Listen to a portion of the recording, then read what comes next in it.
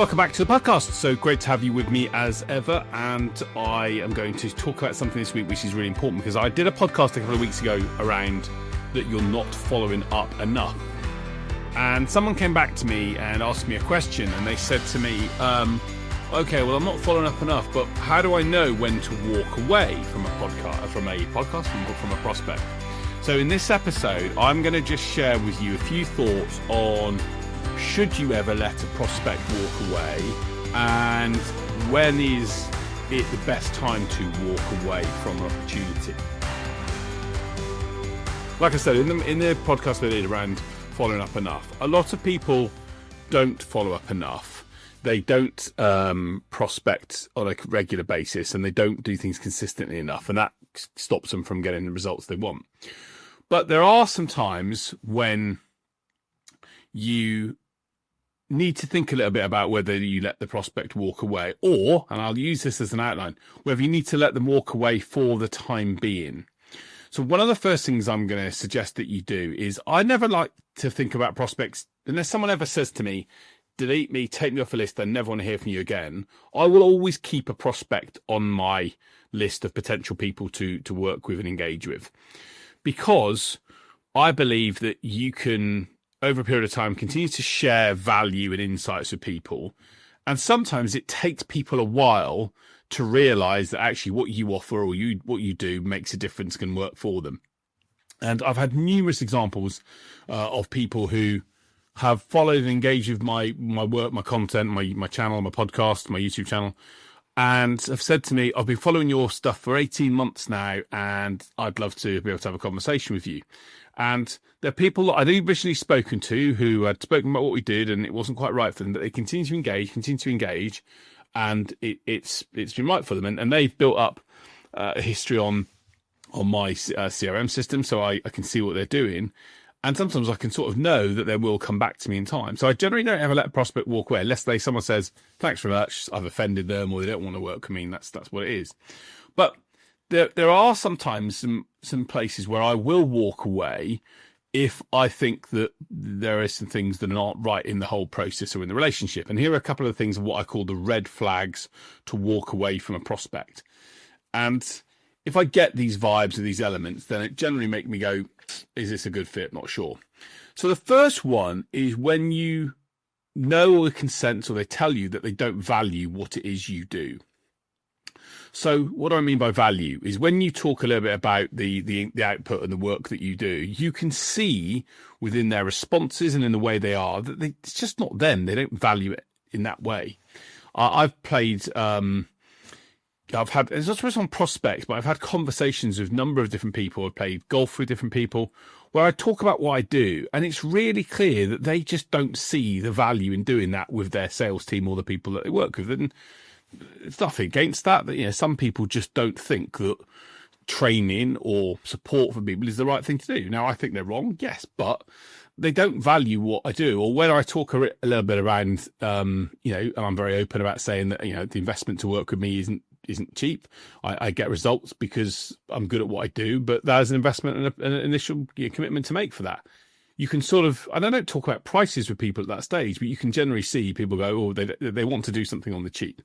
So I think if you are in a position where you want to let someone walk away, just be aware of that if they don't value what you do, or if you get the sense that they're like, yeah, okay, no worries, okay, that's not relevant for us, or yeah, I don't think that's suitable for us, or whatever else. So the first thing is if they don't value what you do.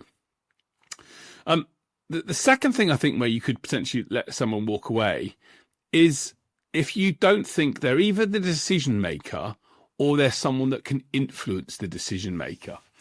Now, this is a really interesting one, again, because a lot of people ask the wrong questions when it comes to the sales conversation. People will ask questions around, are you the decision maker?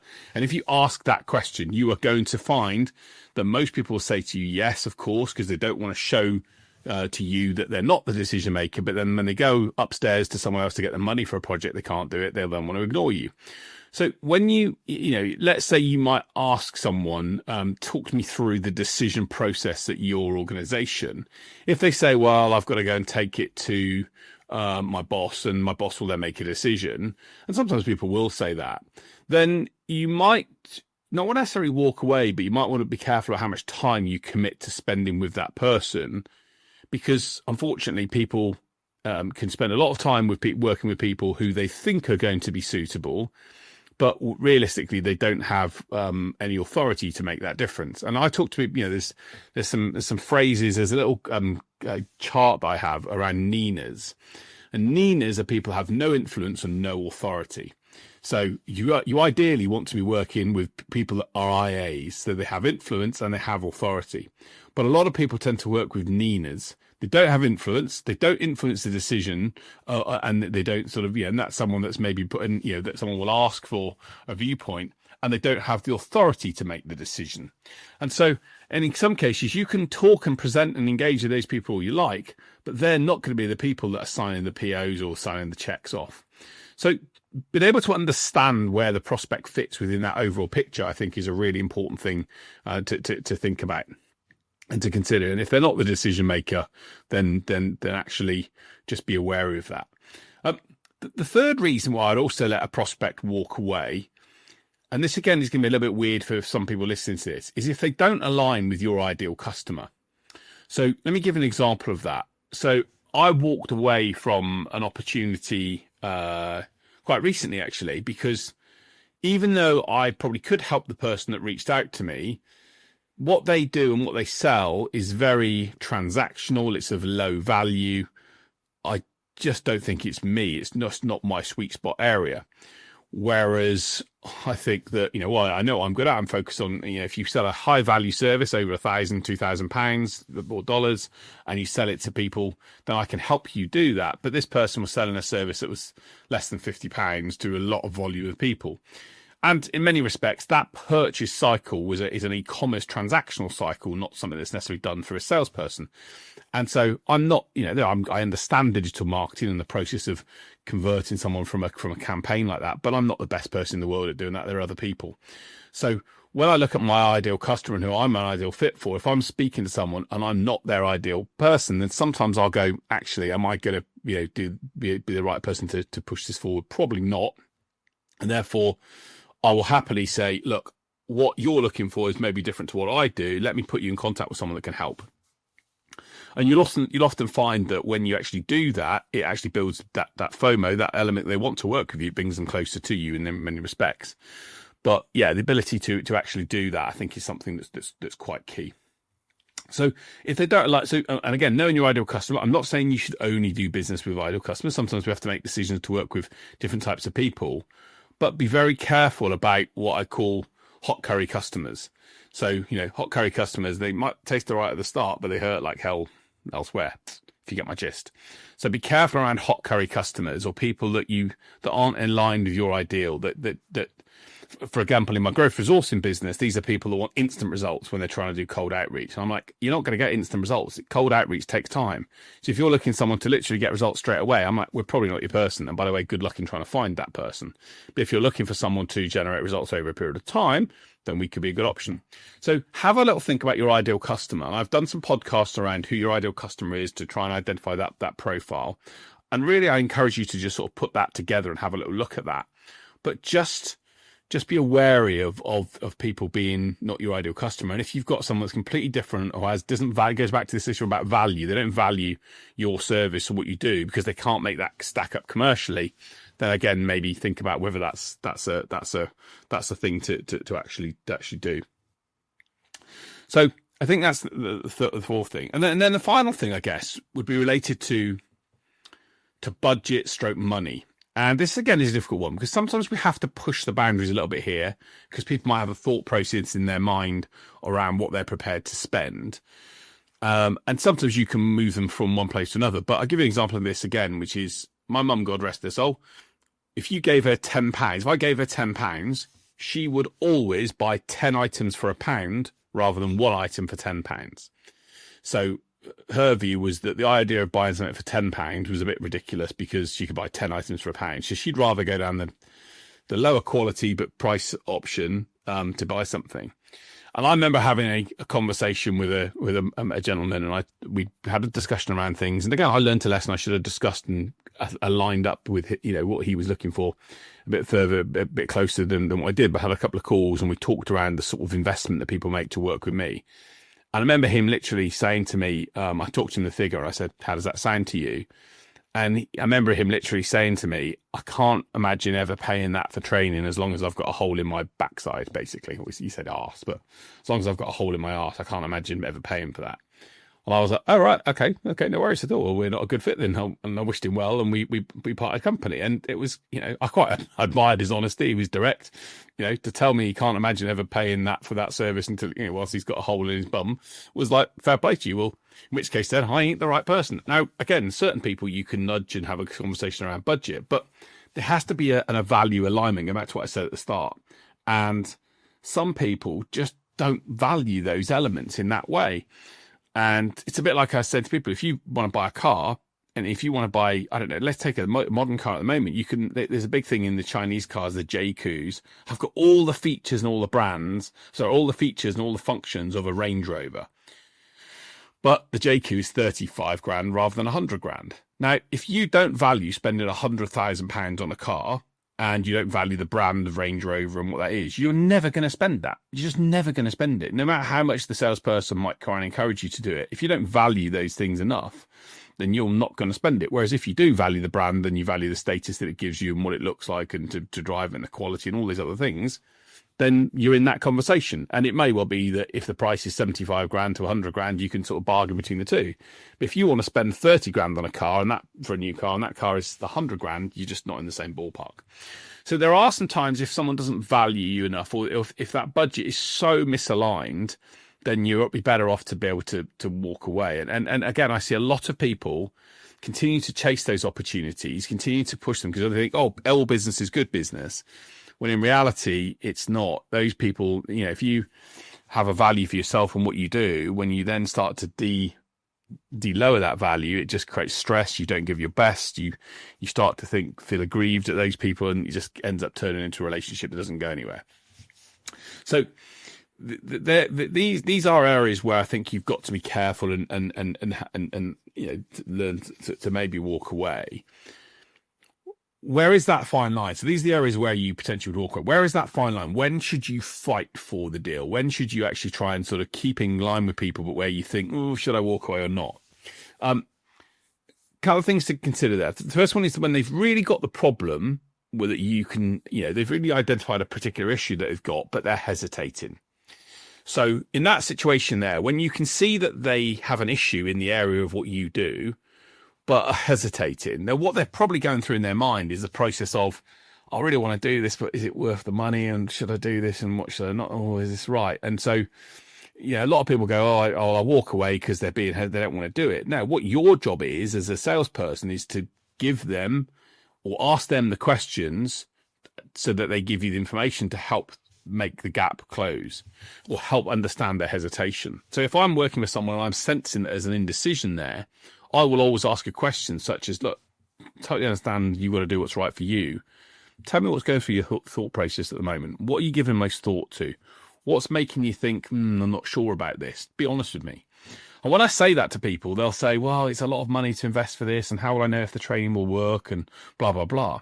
And so they've just got that indecision in their mind, and I'm going, okay, I now understand that they're not against spending the money or the figure that was being quoted, but they're just hesitating, and they've basically got this indecision, or they've got this worry. And I always say to people, if you could take your prospect and put them in a car, like Back to the Future, and put them 6 months in the future, where they could see the impact of what it is you do, would they do it? And the honest answer is yes, in most cases. So if your prospect could guarantee that what you offer would fix their issue and solve them and put them in a better place, they would sign the check tomorrow. It's just at the moment they don't believe that, they don't value that, so they're hesitating because it feels like a lot of money, but what happens if it doesn't work out? And all these things are going through their mind. So your job is to ask those questions. Tell me what you're thinking. What, it sounds like this is an issue for you, but I'm not sharing enough information to make you think this is the right choice. What can I share with you that would help you make the decision? Or what can I share with you that would enable you to put your trust in me? And those are things you can do that can really help that person If they're hesitating, share what they're concerned about. Maybe they're looking for someone else like them, an evidence scenario, or they're looking for some details of how it'll work, or they're just looking for a bit more confidence to make it happen. When also you can fight for the deal is when you've got someone that's a little bit in a bit of a circle around analysis and paralysis. And again, I've had this recently with a customer who was really keen to do something, but kept on asking questions. And when I've identified this person is a blue, and if you go back to the 4 colours of people, blues, yellows, greens and reds, this person is a blue, which I know, because I'm understanding of that person, means that they want every detail. They're a bit slow to make things happen. They want they want to commit, but they're just reluctant to do it because this is just not who their style and what they are. So in that situation where, am I going to fight for a deal? Yes, I kept on going with that person because I knew that they wanted to do something. They just needed that certainty and that assurance they needed to break down the barriers to get them closer to that place. And again, one of the other elements is when someone is interested. And, again, when someone's interested in what you do and keep on asking questions. And I know with the client that I just mentioned a minute ago, who I have now started working with, they want to move forward. They want to build a sales engine that operates without them. They desperately want to do that, but they just don't know how, and they're not sure how that will come together. So the key thing is when someone is showing signs of interest, then your job is to be able to feed off that. What parts in particular they find it interesting? What parts in particular excite them? What bits give them hope? What bits make them think this could work for them? And to then be in a position where they can then, I really like this part here. Great. How could you see that working in your business? What would stop that from working in your company? Are the type of questions you should be asking and then shutting up and then seeing what they say. Well, I think it could work, but I'm just not sure about how that would work. What bits of that are you not sure about? Well, I'm not sure if we could implement it in that way. Well, okay, what would stop you from implementing that? And dig in and probe. So the model I talk about a lot, which is LAPS, listen, ask, probe, summarize, is critical in all of these areas. And you have to probe with empathy and in a way that makes someone feel like they're being understood and engaged with. So, tell me a bit more about that. I want to help you. I want to get you to that place. So, just when you should fight for the deal is when you see those indications.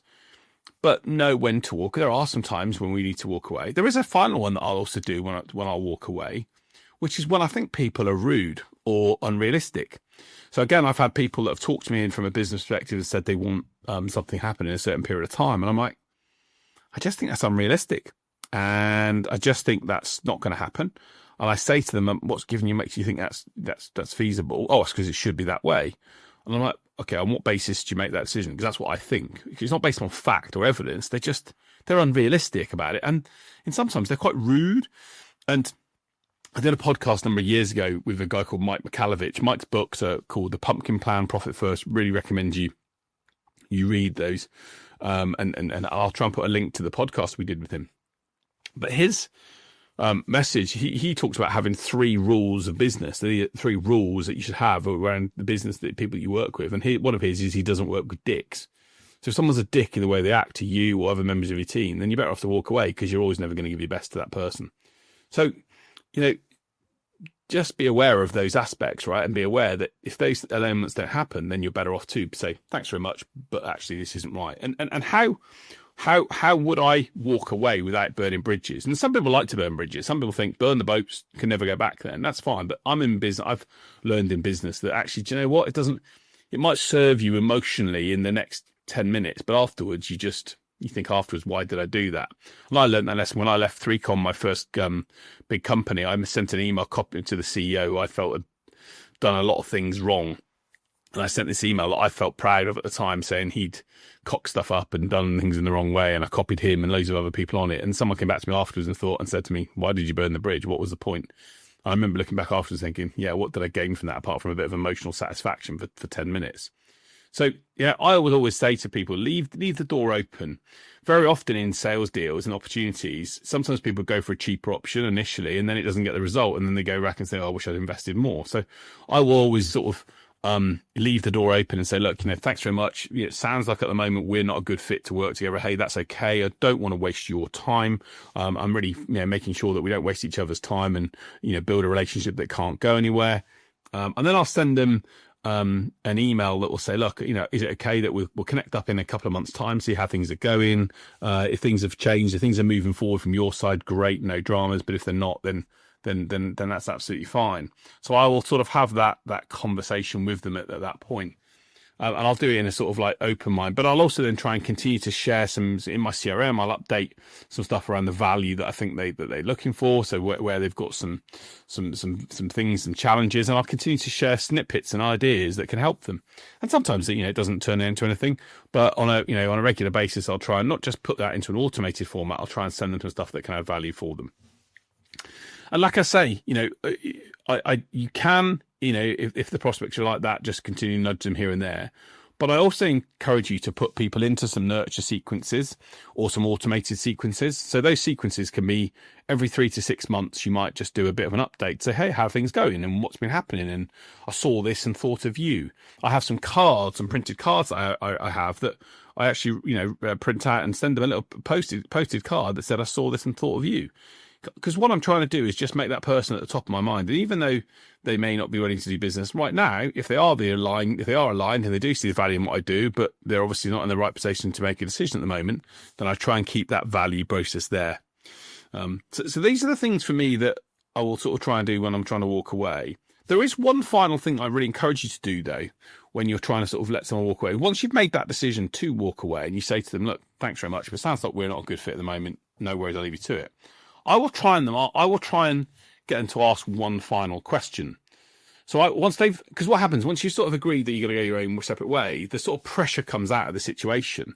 So what I'll then do is say, just out of interest, by the way, before I finish, I know we're not going to work together, but what would have made you say yes? Or what did you see value in? Or what would you have wanted to see there that would have made you think this was interesting? Because sometimes, even if you're not going to work with them, you can get some insights into what's going on in the mind of that person that can then make you think, okay, actually, how could I engage with someone else as a result of that? So I really encourage you just to think about asking that final question of just that, before I go, one final thing, what would have made you say yes? Or what would have made you of interest? Or what could we've shared that would have helped? And that can sometimes give you some insights that can help you learn some other stuff from things. So look, those are my elements around when I would level at a prospect sort of walk away. Should you ever do it? Yes, you should. Does that mean you shouldn't follow up? No, it means that you need to follow up. If you've not been given these flags and these indications, then you need to continue to be consistent because it just may not be the right time. And that's where your automation sequence or your nurture sequence should include some follow-ups on a call basis once every 2 or 3 months, because you're getting a call from someone, hey, it's so-and-so, just checking in. Last time we spoke, you weren't ready to do this. You weren't in a good place. You're probably not in the same place now, but hey, I wanted just to see how things are going. That conversation can still make people go, oh, actually, I was thinking about you guys or whatever, and open something up afterwards. So keep that nurture sequence going. If they do match your ideal customer profile and they do see some value in what you do and they are the person to make the decision, but they're just not at that place right now. And there's always that balance. Should I be pushy rather than not? I'm a big believer that desperation is a stinky perfume and aftershave. If you're too desperate for people, it makes them go, I didn't like that experience. You're better off to ask them the question, hey, it sounds like you're not comfortable with what we're doing or what I'm offering. Hey, to be honest with me, you might offend me. What is it that I didn't do that could have, that could have made us work together? Or what didn't I show you that made you think this was helpful? Or what am I missing? What have I not shown you here that would help you make a decision? And if you're prepared to have an honest answer with someone saying, well, I didn't think you showed this and this and this, then you'll get the right answer for what you're looking for. So look, those are the elements around how to, should you let a prospect walk away? Let me know. Look, there's that balance between that fine line between getting someone in contact with someone versus, being sort of, giving up on them. Definitely think about the values that I've mentioned, the things that make, someone that you think are key. And I think people being rude or disrespectful or whatever else, to me, that's just, I'm never going to give my best if I work with those guys. So, but maybe create those 2 or 3 rules that you think, no, if they do this and show these elements, then they're not for me. But again, try and find out what that is or what could have made them, want to engage. If you do that, you're going to be in a better place to move things forward. So, look, as ever, I finished the podcast on inspirational stories, and I just wanted to finding inspirational stories is always a challenging, a challenging thing for me, because I'm obviously trying to engage and to find lots of stories for people with this. But I wanted just to share a story today around a lady called Jessica, who basically her son Noah was tragically passed away from suicide, and she couldn't understand why her son had sort of had these issues, and basically she found out that Noah, as her son, had been battling depression for a number of years, and because of that, she decided to found something called Noah's Light Foundation, which was an organisation trying to help raise awareness about mental health for young people. And she tried to organise some events and tried to provide some resources. And since that time, she's based in America. Jessica has raised millions of dollars for people to have both the space to talk, but also the research to help people understand what's made people go through that medical depressional stage. And I think Jessica's her Noah's Light Foundation is an incredible inspirational story for us, that sometimes how can we turn a difficult moment into something that can be positively affect others. So if you're thinking again, where things are at, and you're thinking, well, how can I make something, what's happening today, can it be as tough as losing your son to suicide? And it may well be that you have the case. If that's happened to you, then I'm so sad to hear that. But how can you turn that into something positive like Jessica did? And if you can, then you're going to be in a position to hopefully inspire others and help others achieve incredible things going forward. So that's it from this week on the podcast. As ever, thank you so much for your ears or your eyes if you're watching on YouTube. As ever, please share with other people the thoughts around the podcast and what you think. I hope I'm giving you some insights that are valuable. If you are, please do give us a rating on you. Just click that rating on Apple, just to let other people what you think of things. It helps us so much, helps us increase our rankings so that we can help more people. My big mission and goal is to help as many people across the world get sales results, whatever you're up to and doing. So I hope you've enjoyed the podcast. Thank you so much for listening as ever, and stay safe, keep smiling, and have a great week, and I'll see you then. Take care.